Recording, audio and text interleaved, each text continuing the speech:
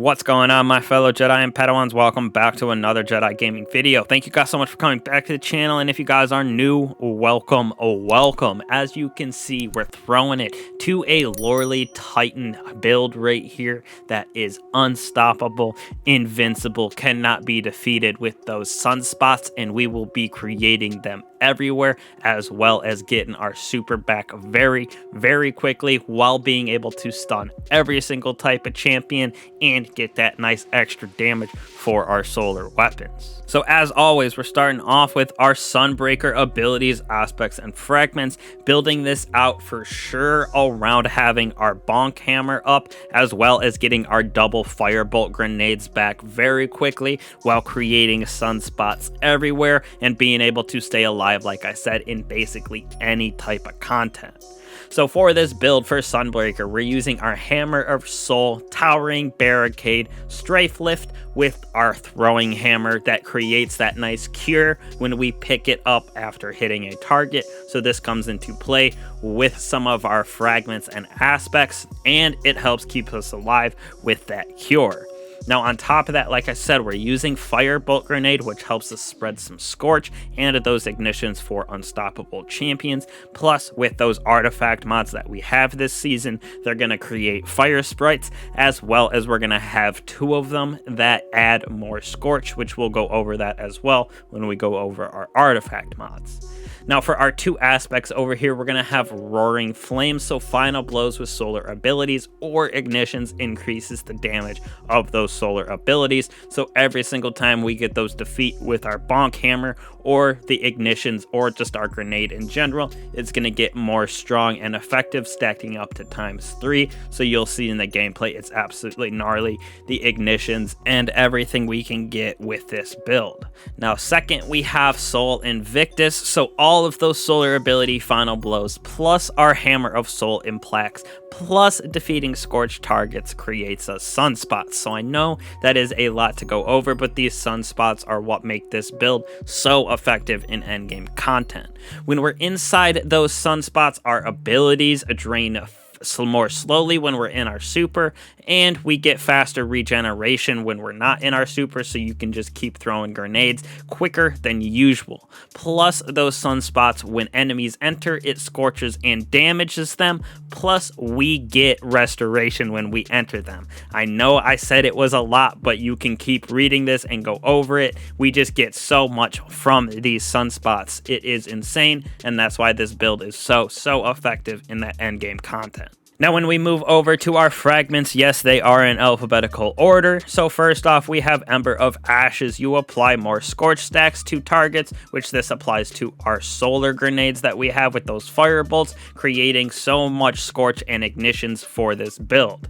Next off, we have Ember of Empyrean. So every time we have that restoration from sunspots, as well as becoming radiant, and we get ability final blows or solar weapon final blows, it extends that duration. So we basically always have Radiant up with this build for a few different reasons, this being one of them, plus that Bonk throwing hammer, and restoration is pretty up a lot because of all the sunspots, plus when we get more of those defeats with our throwing hammer, plus our weapons here, we're keeping that up constantly. Next off right here, we have one of our new fragments in Ember of Resolve, so when we do get grenade final blows, we're also curing ourselves with that, not just our throwing hammer like usual. We're getting a lot of cure with all of that Scorch and defeats with the double Firebolt Grenades as well, even in some of that endgame content where you're kept at a lower level with the way Destiny is becoming a little bit harder for everybody, but these builds right here help out so much.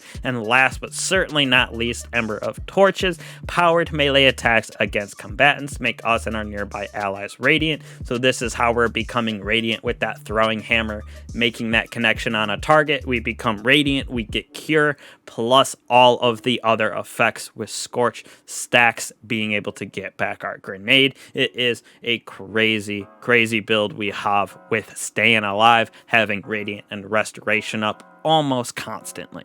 Now, when we move on to our weapons here, we will be able to stun all of the champions in the game with Unstoppable, Overload, and Barrier because of our mods and with that Radiant.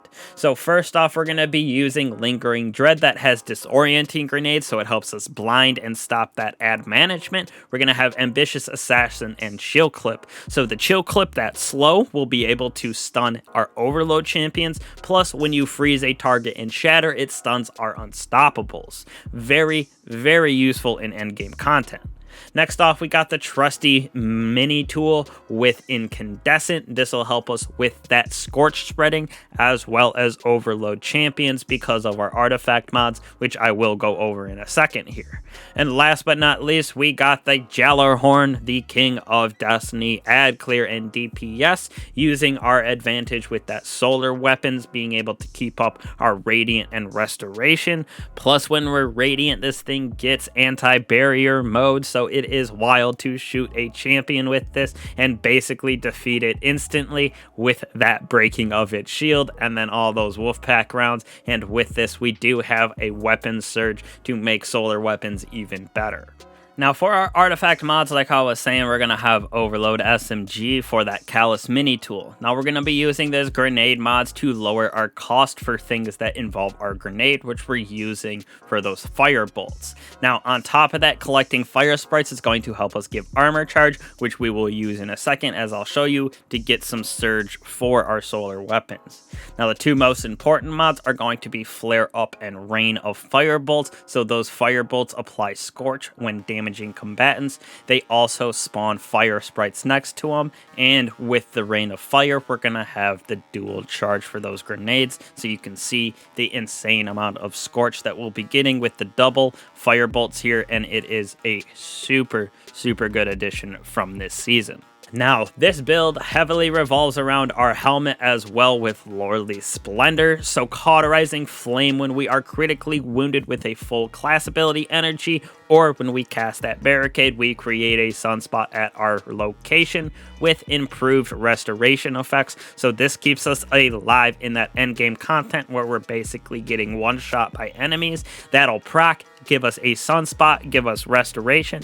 We can keep on getting defeats to keep it up because of our fragments that we have on. So this is king for that survivability and endgame content. And in the lower content that you can go through, you can stay alive almost forever with this build just because of those sunspots and how much it gives you health.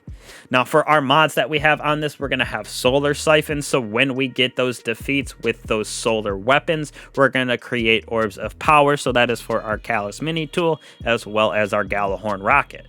Now on top of that, we're going to have double hands-on for this helmet here, so when we get melee defeats, we get super energy. So using that bonk hammer and getting those melee defeats gives us so much super energy because it's a constant thing that we have with our hammer, because it is always with us unless you happen to basically throw it away. But it is so easy to get our super back with this build as well, creating even more sunspots and keeping us alive. Now when we move on to our arms right here, we have one heavy-handed, so those melee final blows will also create Orbs of Power for us. So this allows us to create multiple Orbs of Power consistently, basically, by getting those nice defeats with our bonk hammer, which is always up, like I said.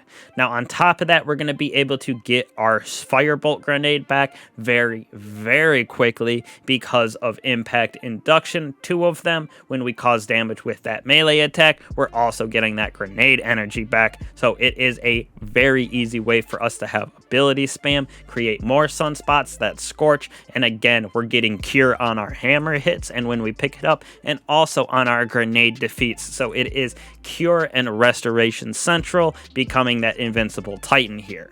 Now for our chest piece, we're going to have double charged up so we can keep that armor charge very high, almost consistently, as you see, with fire sprites counting towards them as well as Orbs of Power. So it is very easy to get that full stack of that 5 armor charge with this. And we're also doing solar damage resistance because it seems like most of the enemies have solar damage in them. Besides this season, a little bit more void.